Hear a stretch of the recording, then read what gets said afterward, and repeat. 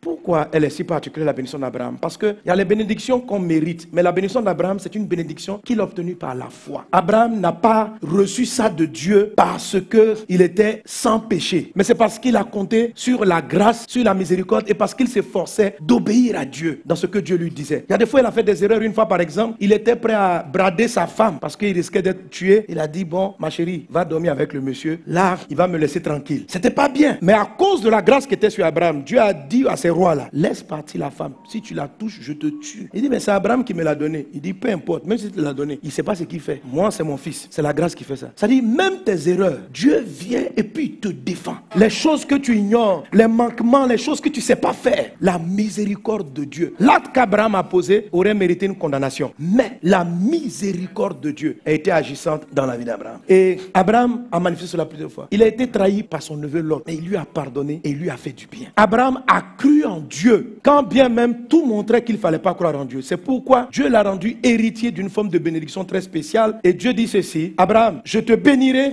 et je ferai de toi une source de bénédiction pour toutes les nations. Et nous qui sommes en Jésus-Christ, nous transportons ce type de faveur. C'est pourquoi il dit qu'il te donne la bénédiction d'Abraham afin que tu possèdes le pays. Que cela soit ton partage dans le nom de Jésus. Isaac, le fils d'Abraham, a hérité de la même promesse. Quand Isaac a eu la bénédiction d'Abraham, il a possédé le pays. Il est devenu extraordinairement riche. Isaac a communiqué cette même bénédiction d'Abraham à son fils Jacob. Jacob va repartir en Mésopotamie, un territoire sous malédiction. Jacob va là-bas. Mais la grâce de Dieu qui est dans sa vie vont transformer. Il était dans une famille d'escrocs. Tout le monde voulait le tromper. Mais parce qu'il est béni, la situation va se changer en son avantage. Et Jacob va sortir de Mésopotamie extraordinairement riche. Que cela soit au partage. Peu importe la malédiction qui pèse sur la Côte d'Ivoire, sur la race noire, peu importe ce qui pèse sur ta famille, je t'en supplie, ce qui va te rendre prospère sur la terre, ce qui va t'enrichir, c'est la bénédiction. Proverbe chapitre 10, verset 22 dit, c'est la bénédiction de l'Éternel qui enrichit et elle n'est suivie d'aucun chagrin. Ça veut dire, ce qui amène une personne à réussir, c'est la bénédiction de Dieu. La bénédiction, ce n'est pas de l'argent. La bénédiction, ce n'est pas une voiture. La bénédiction, c'est une parole que Dieu donne sur toi. Lorsque la parole a été prononcée, les anges, les démons, tout le monde est au garde à vous devant la parole. La terre entière doit se soumettre pour obéir au Créateur qui a dit, cette femme-là, je la mène au sommet. Si Dieu dit ça, on ne peut pas te combattre parce que Dieu a parlé. Quelqu'un est avec moi? Et je le dis, si on te propose 10 milliards à gauche et la bénédiction à droite, si on met les deux devant toi, choisis quoi? Tu es sûr?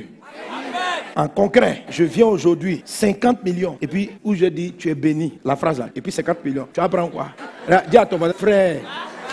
50 millions à l'heure là, mais je vais répéter cela jusqu'à ce que vous compreniez qu'il est plus important d'avoir une parole de faveur sur vous que d'avoir beaucoup d'argent. Si la parole de faveur divine est dans votre vie, elle va changer vos circonstances. Elle va produire la richesse. Ne cherchez pas l'argent, cherchez la faveur de Dieu. Ne cherchez pas la gloire du monde, cherchez la parole de Dieu. Ne vous battez pas pour obtenir des postes, cherchez que Dieu parle dans votre vie. Quand Dieu parlera dans votre vie, même dans un environnement de requins, vous allez monter au sommet. On ne pourra rien faire contre vous. C'est ce que la bénédiction fait. La bénédiction transforme vos désavantages en avantages. Jacob s'est retrouvé avec un oncle corrompu, mais tout ce que son oncle a fait contre lui s'est transformé en richesse pour Jacob. Il est parti de son père avec un bâton, il est revenu avec beaucoup d'argent. Joseph est rentré en Égypte comme esclave, mais il avait une chose sur lui, pas l'héritage de son papa matériel, mais il avait la bénédiction. D'esclave, il s'est retrouvé en 13 ans l'homme le plus puissant de l'Égypte. Pourquoi? Parce qu'il était béni. Vous ne pouvez pas vraiment rentrer dans la bénédiction si vous ne savez pas la valoriser. Si vous ne lui donnez pas de la valeur, vous ne la comprendrez pas. Vous n'allez pas savoir l'utiliser. Vous allez être là en train de courir après le matériel pendant qu'il existe dans votre communion avec Dieu des choses beaucoup plus importantes que la matière. La bénédiction crée la matière. Amen. La matière ne crée pas la richesse. La Bible dit, c'est la bénédiction de l'Éternel qui enrichit. Ça veut dire, ce n'est pas l'argent qui enrichit. Tu peux avoir de l'argent et être pauvre. Ce n'est pas les amis qui enrichissent. Ce n'est pas parce que tu connais le